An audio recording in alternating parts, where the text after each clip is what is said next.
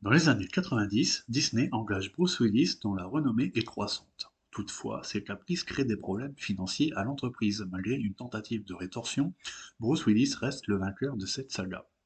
Décryptage.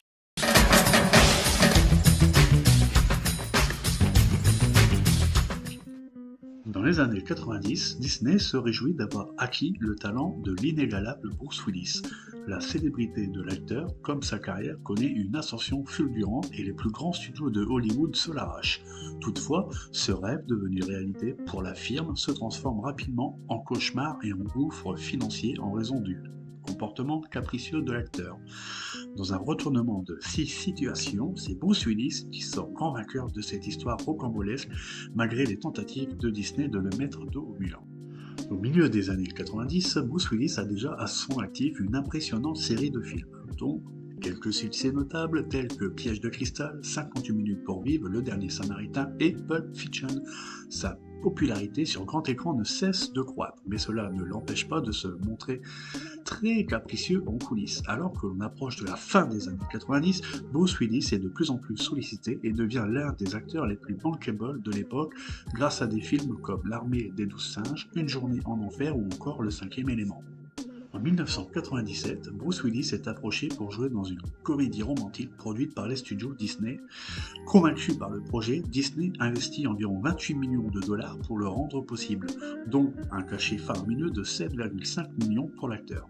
Malheureusement, le tournage du film Broadway Brawler s'avère chaotique. En seulement 20 jours, Bruce Willis, qui est également producteur du film, crée des tensions sur le plateau. Il critique le travail de la réalisatrice Lee Grant, qui éventuellement donc il n'est pas satisfait de la direction artistique et entretient des relations tendues avec l'autre producteur du film, Joe Furey. Donc à partir de là, donc, il décide de renvoyer tout le monde, laissant Disney avec une facture de 17 millions de dollars.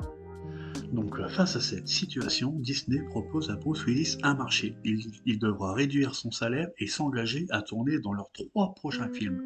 L'acteur, étant au pied du mur, accepte évidemment, évitant ainsi un procès assez coûteux. Ironiquement, Bruce Willis, qui avait gelé la production de Broadway Brawler, se voit offrir ses rôles dans Armageddon et Sixième Sens, deux des plus gros succès de sa carrière.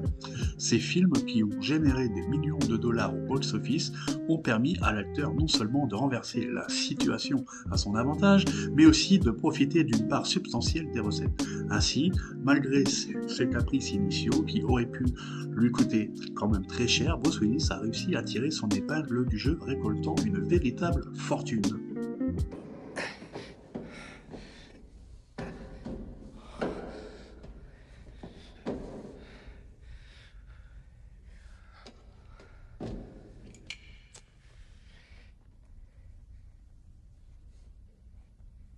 Viens me voir à Los Angeles, on passera Noël en famille, on fera la fête.